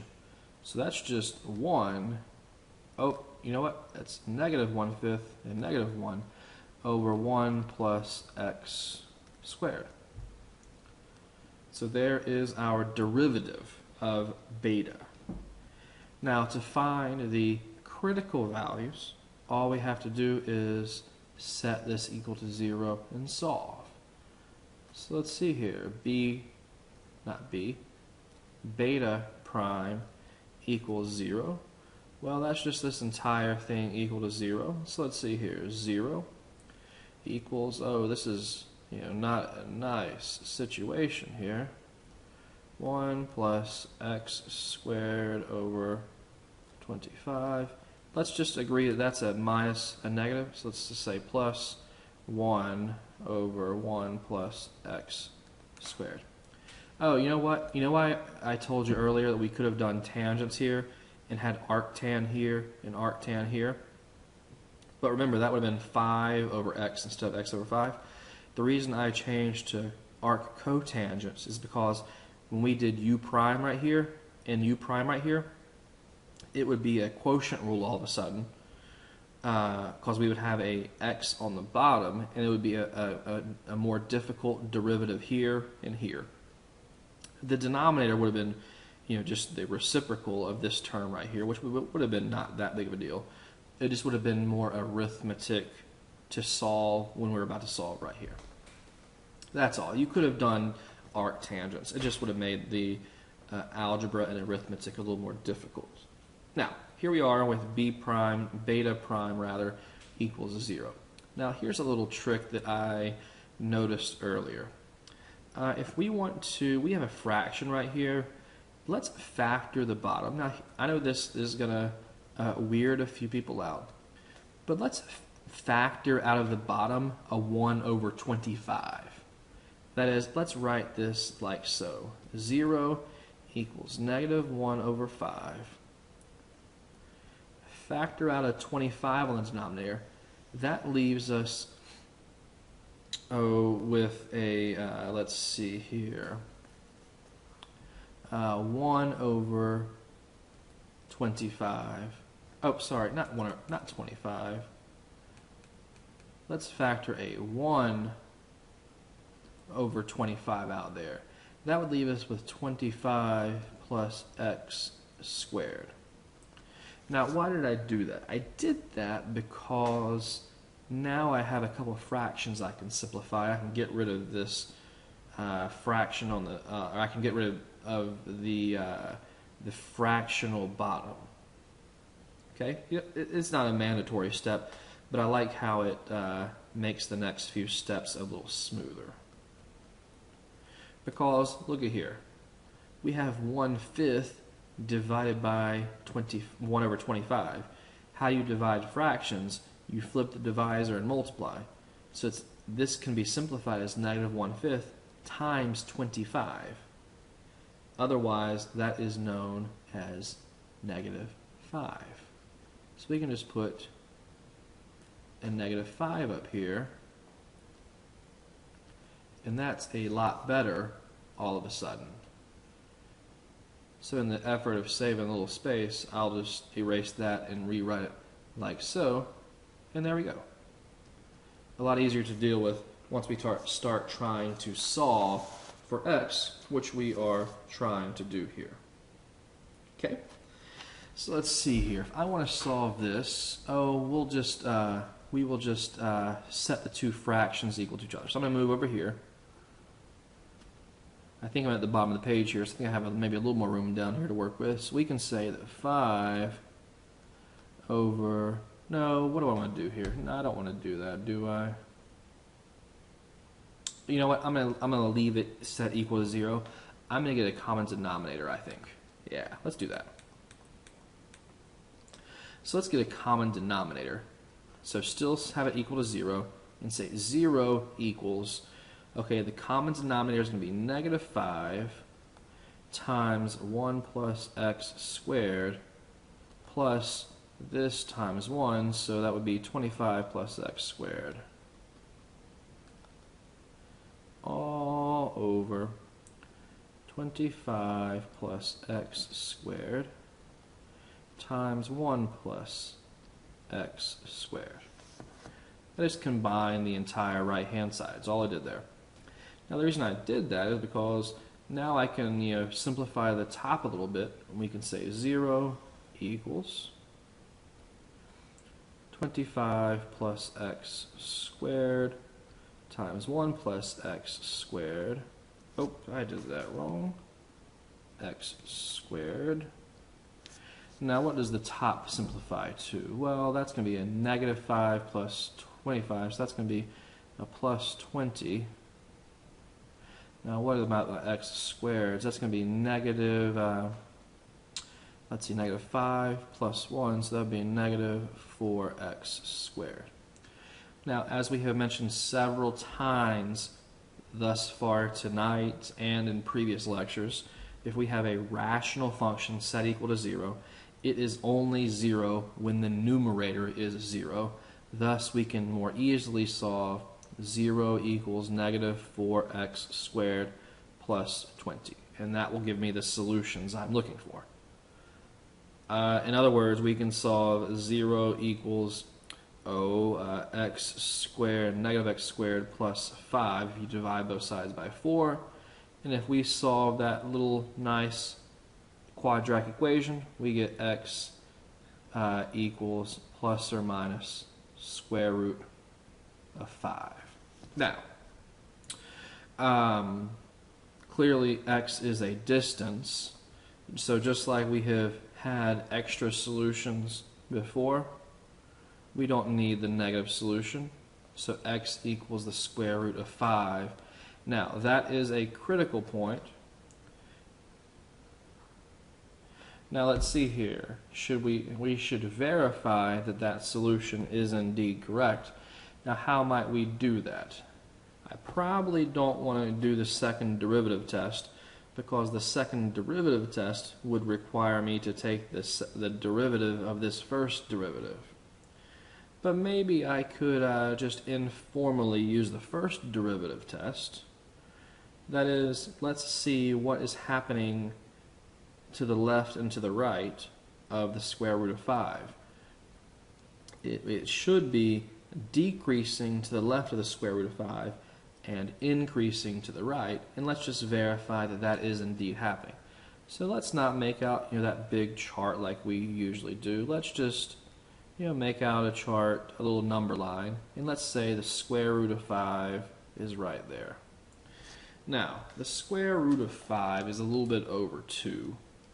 Okay, so what if we pick use 2 as our test point over here, and maybe use 3 as our test point over here? Or better yet, if we were going to use that other solution, it would be negative square root of 5. So we can use 0 over here for the left test point for the left interval. And we can use, let's just say, 3 for the right hand. And let's see what b prime looks like at 0 to the left and at 3 to the right. We're looking to see what the sign of b prime is. So we're just looking again for the sign of b prime. Oh, I keep saying b, it's beta. So I should kind of rewrite it, beta. Beta prime. Okay, so let's see what happens. Let's look at beta prime of 0. Well, clearly, if you plug in a 0, you get let's see here. Oh, you know what I said earlier? We're trying to minimize. We're trying to maximize beta. I'm sorry, I said that wrong. We were minimizing before. We're maximizing here. So we're looking for it to increase to the left and decrease to the right.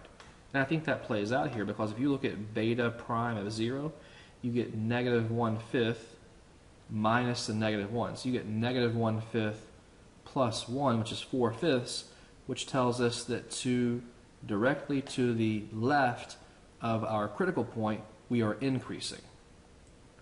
Now what about to the right of our critical point? So let's look at 3, let's just say. So I'm going to use a calculator real fast. So that's going to be, negative 1/5 is negative 0.2 divided by 1 plus, now if we say let's say our test point's 3, So that would be 9 divided by 25. Now that results in a fraction -5/34. But then let's see, minus, okay, let's see, actually it's going to be a plus because minus a negative, so plus 1 divided by 1 plus 9. Now that gives me a fraction -4/85. I don't care about the actual number. What I care is it's negative. So the first derivative test tells me that I am increasing directly to the left of this critical point, and I am decreasing directly to the right of this critical point. And the first derivative test then tells me that this is square root of 5 is a maximum. So the square root of 5 is a maximum, and I am done. Since the square root of 5 gives me the distance I am looking for here. So the square root of 5 units, which, the square root of 5 is a little bit over 2. So about 2.23, we're talking about feet here, yes. About 2.2 feet would give the greatest angle of viewing in this particular situation. Okay? Let's just review one more time what we've been doing here. We have to figure out first what we are trying to maximize. So here we find a primary equation. We're trying to maximize beta, but in terms of what? Like, what's the final solution supposed to be? We're trying to find the distance away from the painting, so we need to write our primary equation in terms of that distance x. And the way we do that was to create a couple of secondary equations over here that end up being these arctangent equations. And then we rewrite beta in terms of arctan of x. We take the derivative, we then solve for the critical points. We get one critical point we don't actually need because we're only concerned with positive distances. We then verified that critical point did lead to a relative maximum using the first derivative test down here. Okay, so that's the general protocol for these. Like I said, each one is different. I had a few more that I had in my list to do, but these took a while.